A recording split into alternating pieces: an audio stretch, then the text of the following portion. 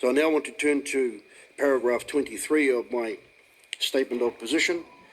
And Tato Ma, I'm going to attempt to be very romantic with this one because of what I've heard this morning regarding Article 4 of He Waka Putanga. And I just wanted to read the quote, if I can, or what I'm being told is the whakatauki. Anō te mea ka atawhai mātou ka tiaki I ngā Pakeha. An English explanation that's here, and that we will foster and watch over Pakeha. And in this He Waka Putanga document, there are many groups of people that are identified. There's hungake, there's tauiwi, and in my attempt to be romantic, the invitation was to tauiwi o runga. And that told me, we're tauiwi. The enemy is in tauiwi. We are tauiwi. And those tauiwi, two of them joined the alliance from here, one of them.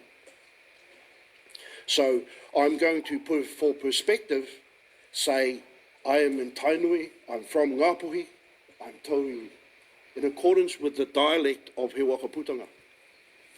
I caught myself explaining to my uncle one day who's passed away at Matauri Bay, how did the hui go, boy? And I began, Pakeha this and Pakeha that, taiho, taiho. The Pakeha are not the enemy. The government are the enemy. And I just wanted us to be specific about the dialect that we're using, if I may. And I say that as kindly as I can. Your Honour, the census removed that society from our culture. And I'm going to debate and support a petition that was made by Damien Salmon in petitioning to get Pakeha put back onto the census.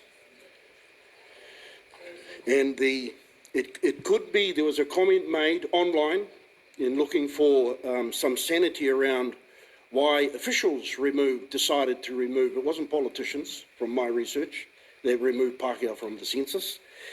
And the reason why it was removed is because public debate didn't sound good. And it was as simple as that, and they were removed. There are other people that petitioned the government to put Pakeha back onto the census. And if I can, while Dr. Sutu, you're here, there's also information regarding the many nationalities that came over during the wars to support England. They weren't just Pakeha they weren't just Europeans from England. There were other nationalities that came over that, in my belief, were included in that kupu on He Waka Putanga. So I'm saying, making the challenge here, that Pakeha, and I say this sincerely, but it's just for explanation, they weren't only talking about white people. There were others. There were other nationalities here. I don't want to say what they were, but there were other nationalities that came here at the time. And I'm running the gauntlet here. I know that, but I'm going to do it anyway, because my grandfather is Irish from Ireland, and when you criticise Pakeha, you're criticising me and my ancestry. All right? And I want to say that in all sincerity. We've got to get this dialect right on how we use this battle. And I say that in all. The Pakeha society have their own culture. They're unique only to Aotearoa. The only place you'll find Pakeha is standing next to a Māori in Aotearoa. Why did our tupuna say that in Article 4? Have we asked that question? Why did they say they will atawhai? These two emotions, chaki, atawhai, I've come to learn that they belong to the maternal emotions of our culture, not the paternal. Us paternal are a little bit rough with it on occasion. So, Your Honour, that's why I'm pleased that you're leading this. And this isn't a patipati. This isn't a patipati at all. My grandmother asserted those emotions on us when we were growing up, and I believe we've benefited from it. And they have their own society, they have their own culture. I used to nurse elderly people and one of them was 94 years old, and he said to me, you know what buggered you marries up? Watty's canning factory.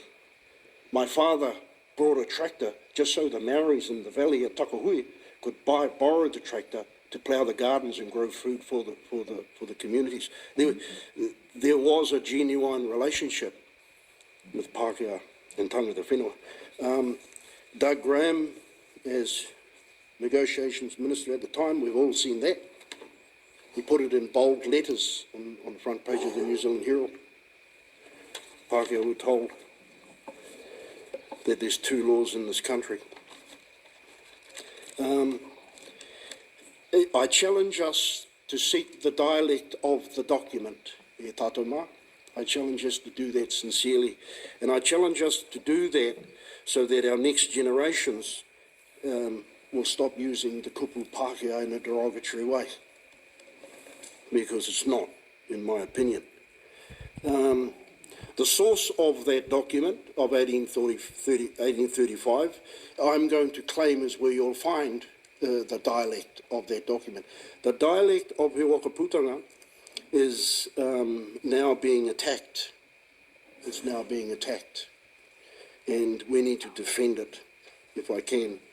And the evidence of that defence of that document is found in the initial hearings of Te Paparahi o Te Raki Wai 1040, if I can offer that.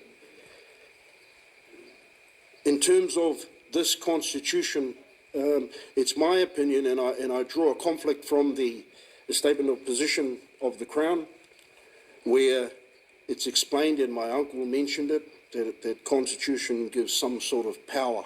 In my opinion, in terms of reference of a relationship between two societies. And I'll conclude with this, is that the unique part about this opportunity is it's between two cultures. Nō reira, whakamutunga mō tātou kōrero, hori no te whare, a tēnā koutou, a tēnā no tātou katoa.